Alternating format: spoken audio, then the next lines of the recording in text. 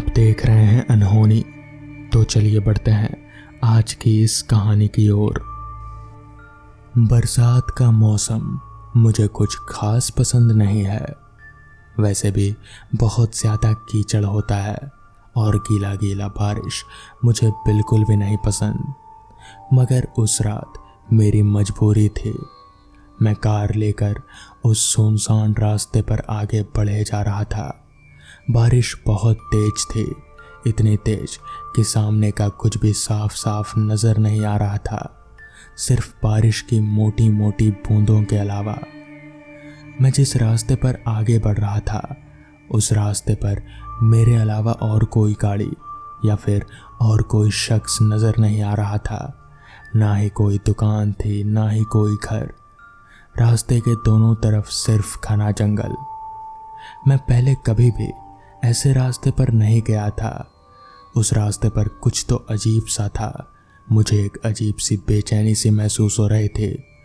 ऊपर से बारिश और बादल गरजने की आवाज़ बीच बीच में मुझे एकदम से चौंका दे रहे थे। अभी मैं आगे बढ़ ही रहा था कि तभी अचानक मुझे ऐसा महसूस हुआ जैसे कार की छत पर कुछ धड़ाम से आकर गिरा हो। मैंने एकदम से कार रोक दी। मैं सोचने लगा कि इतनी रात गए, अचानक से इस तरह कार के छत से आवाज़ आई कैसे? आखिर क्या ही गिरा होगा छत के ऊपर? पहले तो मैंने सोचा कि मैं गाड़ी को वापस से आगे बढ़ा लूं, मगर फिर पता नहीं मेरे दिमाग में क्या आया। मैं छाता लेकर गाड़ी से बाहर निकला और कार की छत की तरफ देखा तो वहाँ कुछ भी नहीं था, कुछ भी नहीं। मगर कार की छत थोड़ी सी चपटी सी हो गई थी। मुझे समझ नहीं आया कि आखिर ऐसा कैसे हो सकता है। अगर छत पर कुछ गिरा ही नहीं तो फिर कार का रूफ इस तरीके से चपटा कैसे हो गया? खैर, मुझे वहाँ कुछ अच्छा नहीं लगा तो मैं जल्दी से कार में बैठ गया, छाता बंद किया और वापस से गाड़ी लेकर आगे बढ़ने लगा। अभी मैं गाड़ी लेकर आगे बढ़ ही रहा था कि तभी मुझे कुछ अजीब सी आवाज़ें आने लगी। मैंने उन आवाज़ों को गौर से सुना तो ऐसा लग रहा था जैसे कि कोई फुसफुसा रहा हो। वो आवाज़ कार के अंदर से ही आ रही थी। मुझे समझ नहीं आया कि आखिर ऐसा कैसे हो सकता है।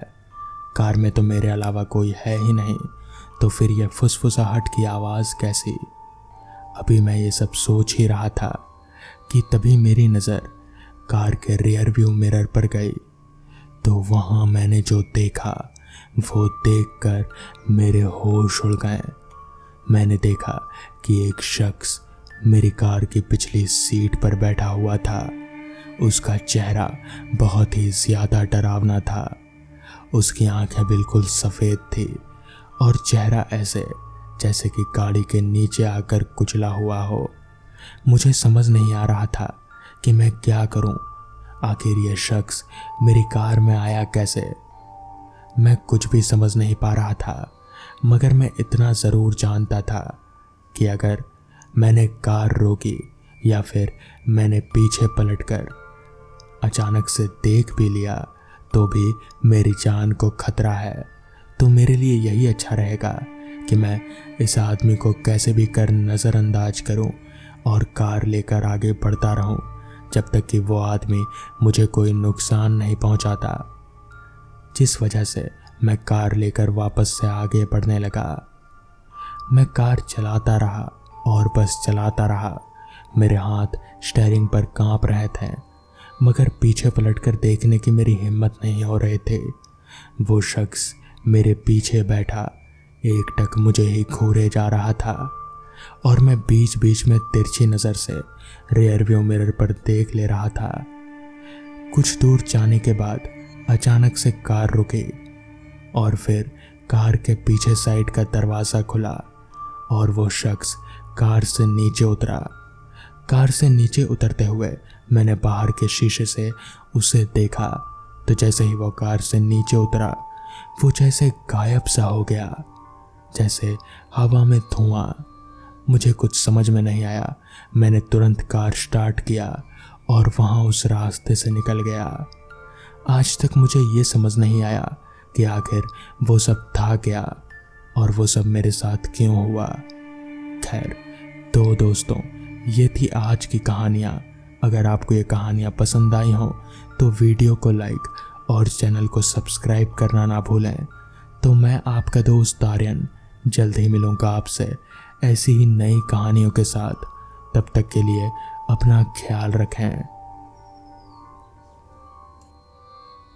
कुछ दशक पहले पट्टी में एक टोनी चुड़ैल जो डायन के रूप में थी, उसका आतंक इस कदर फैला हुआ था कि वहाँ के लोग सूरज ढल जाने के बाद अपने घरों में छिप जाते थे और वहाँ की औरतें बच्चों को अपने आंचल में छिपाए रहती थीं। रात होने पर उस गांव में सन्नाटा पसर जाता था। कहा जाता है कि लोगों ने उस चुड़ैल को कैद कर दिया था, लेकिन उस गांव की एक महिला, सुमन की छोटी बहन, जब अपने बच्चे के साथ उस गांव में पहुंची तो कई सालों से दफन एक राज फिर से दहशत के रूप में सभी के सामने आ गया। आखिरकार ऐसा क्या हुआ था उस गांव में, ये जानने के लिए चलिए पढ़ते हैं इस कहानी को। पट्टी के कुछ बच्चे रात के समय गांव के जंगल के बाहर कहीं जा रहे थे। उन बच्चों में सुमन, पट्टी में रहने वाली एक महिला की बहन का लड़का बबलू भी था, जो उस चुड़ैल को देखना चाहता था। वो उस चुड़ैल की कहानी को मनगढ़ंत मान रहा था। आगे बबलू को एक नोटिस बोर्ड दिखता है जिस पर एक चेतावनी लिखी थी कि उस पेड़ के पास कोई ना जाए। लेकिन बबलू अपनी जिद के आगे किसी की भी नहीं सुनने वाला था। वो गुड़िया और गांव के एक लड़के को लेकर चुड़ैल वाले पेड़ के पास पहुंच जाता है। पेड़ के पास पहुंचने के बाद बबलू गांव के लड़के से पूछता है कि उस चुड़ैल को कैसे बुलाते हैं। वो लड़का डर की वजह से बताने को मना कर देता है, तो बबलू उसे धमकाता है कि अगर वो नहीं बताएगा तो वो उसे अपने साथ नहीं खिलाएगा। वो लड़का बबलू को बताता है कि उस चुड़ैल को कैसे बुलाते हैं, जैसा उसने अपने घर वालों से सुना था। बबलू ने पेड़ में बंधे कलावे को हटा दिया और 3 बार उस चुड़ैल को दूध ले लो और बच्चा दे दो की आवाज़ लगाकर बुलाने लगा। इसके बाद वहाँ हवा का एक झोंका आता है और एक औरत की हंसी सुनाई देती है, जिसे सुनकर गांव का लड़का और गुड़िया दोनों वहाँ से भाग जाते हैं। तभी बबलू को भी पेड़ में से वही बड़ी बालों वाली चुड़ैल आती दिखती है, जिसे देख बबलू भी डरकर वहाँ से भाग जाता है। इस तरीके से बबलू ने उस खतरनाक चुड़ैल को आज़ाद कर दिया और फिर शुरू होता है गांव से बच्चों के गायब होने का सिलसिला। उसी रात वो चुड़ैल गांव में पहुंच जाती है और आवाज़ लगाती है, दूध ले लो बच्चा दे दो। उस चुड़ैल की आवाज़ को सुनकर उस गांव की महिलाओं ने डरकर अपने घरों में ताला लगा लिया। वो चुड़ैल बबलू को लेने के लिए सुमन के घर पहुंच जाती है, तो सुमन भी घर के किवाड़ों को घर से अंदर से कुंडी लगाकर बंद कर देती है और अपनी बहन उर्मिला से बबलू को छुपा देने को कहती है। सुमन बबलू को एक कमरे में लिटा देती है और उस कमरे के गेट को बाहर से लॉक कर देती है। तभी बाहर का गेट अपने आप खुल जाता है और वो चुड़ैल वहां पहुंच जाती है। सुमन और उर्मिला चुड़ैल को देखकर डर जाती हैं। चुड़ैल देखते ही देखते कमरे के ताले को अचानक खोलकर उस कमरे में घुस जाती है और बबलू को लेकर वहां से चली जाती है। सुमन और उर्मिला गांव वालों की सहायता के लिए आवाज़ लगाती रह जाती हैं, मगर वहां कोई नहीं पहुंचता क्योंकि सब बहुत ही ज़्यादा डरे हुए थे। सुबह गांव वाले भी उस चुड़ैल की बातें कर रहे थे कि उन्होंने भी रात को उस चुड़ैल की आवाज़ सुनी थी। इसलिए कोई बाहर नहीं निकला। गुड़िया उर्मी को सब कुछ बता देती है। उर्मिला सुमन से उस पेड़ का पता पूछती है तो सुमन उसे पता बताने से मना कर देती है और कहती है कि अब वो कुछ नहीं कर सकती, अब कुछ नहीं हो सकता, वो उसे भूल जाए। उर्मिला एक साहसी और निडर महिला थी। उसने उस पेड़ के पास जाकर बबलू को ढूंढने की ठान ली। उन्होंने गांव वालों से उस पेड़ का पता पूछा तो गांव वालों ने उसे वहां जाने से मना कर दिया, क्योंकि जो भी उस पेड़ के पास जाता था वो लौटकर कभी वापस नहीं आता था।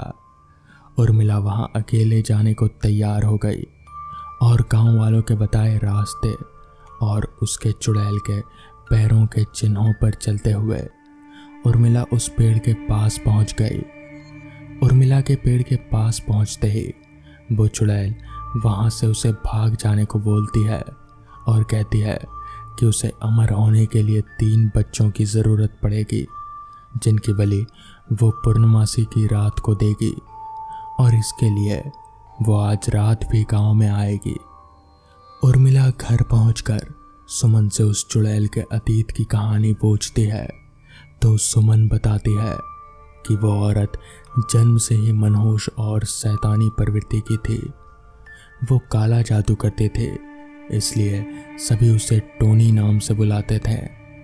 काला जादू के लिए उसे अपने बेटे को मार डाला, इसलिए ससुराल वालों ने उसे घर से निकाल दिया। इसके बाद वो जंगल में जाकर उस पेड़ के नीचे काला जादू करने लगी, जिससे वो और ज़्यादा ताकतवर हो गई। जो भी इंसान उस जंगल में उस पेड़ के पास से गुजरता तो वो उसे मार डालती। गांव में उसका आतंक फैल चुका था। गांव वालों के लड़कों को वो उठाने लगे थे। एक रात जब वो टोनी चुड़ैल एक बच्चे की बलि देने की तैयारी कर रहे थे, उसी समय वहां से गांव के 2 पहलवान गुजर रहे थे। दोनों पहलवान उसकी आवाज़ सुनकर उसके पास पहुंच गए और उस टोनी चुड़ैल को पकड़ लिया। टोनी चुड़ैल उन पहलवानों को वहां से भाग जाने के लिए बोलती है, लेकिन पहलवान उसे पकड़कर पट्टी गांव में पहुंच जाते हैं, जहां से उसने बच्चों को चुराया था। बच्चों को वापस कर उस टोनी चुड़ैल को एक खंबे में बांध दिया। सभी गांव वालों ने उस टोनी चुड़ैल को जलाकर मार देने की बात कही। टोनी चुड़ैल गांव वालों को धमकाती है, लेकिन गांव वाले उसे जलाकर मार डालते हैं। मरते हुए टोनी चुड़ैल ने गांव वालों को श्राप दिया कि गांव वाले उसे मारकर चैन से नहीं रह पाएंगे। वो मरने के बाद भी वापस ज़रूर आएगी।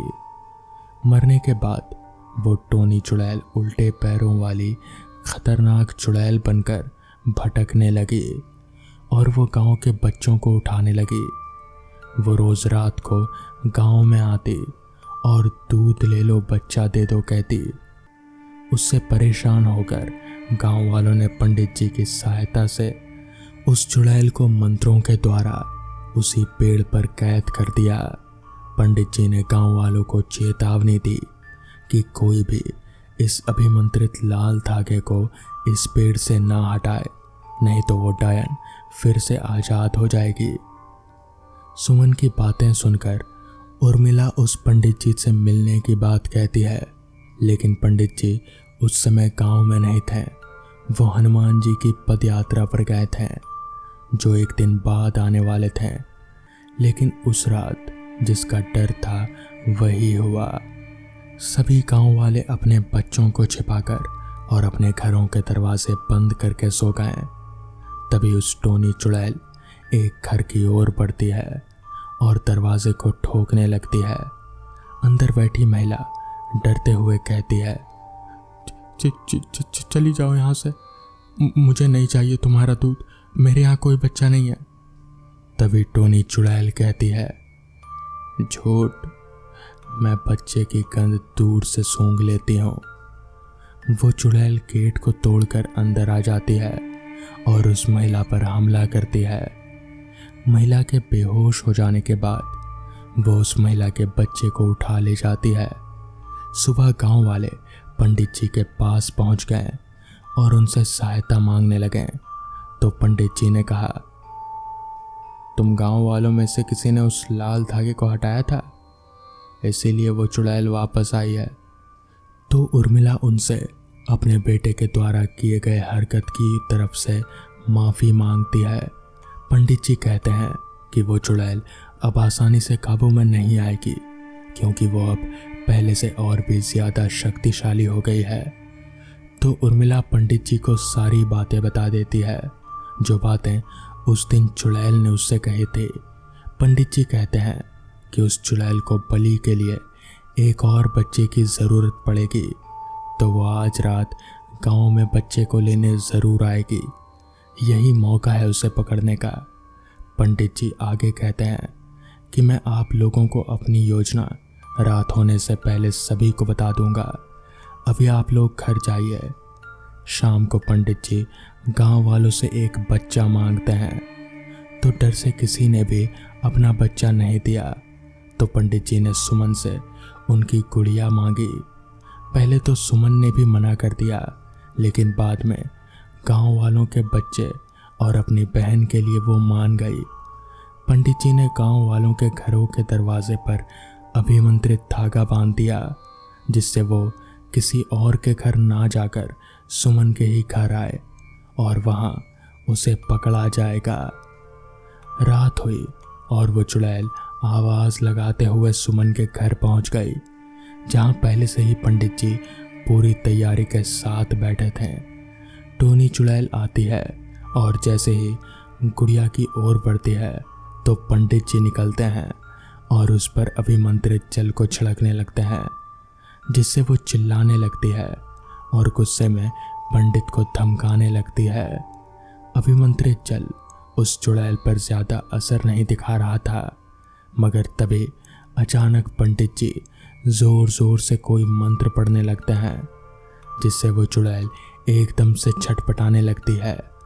और फिर पंडित जी ने अपनी पोटली में से मुट्ठी भर राख जैसा कुछ निकालकर उस टोनी चुड़ैल के ऊपर फेंका, और ऐसा करते ही वो चुड़ैल अचानक से कहीं गायब सी हो गई, जैसे हवा में लुप्त हो गई हो। तभी पंडित जी ने कहा, फिलहाल के लिए तो अभी सही है, मगर अगली अमावस्या को वो ज़रूर आएगी। जल्दी चलो, बच्चों को लाना है। जिसके बाद पंडित जी, उर्मिला और सुमन भागते हुए उस पेड़ के पास पहुँचे। वहाँ पहुंचकर उन्होंने देखा कि गुड़िया और बबलू वहाँ पेड़ के पास नीचे ज़मीन पर बेहोश पड़े थे। उन्होंने उन्हें जगाया और फिर उन्हें लेकर गांव पहुंच गए। तो इस तरह से उस रात उन दोनों की जान बच गई। तो दोस्तों, ये थी आज की पहली कहानी। तो चलिए बढ़ते हैं आज की दूसरी कहानी की ओर।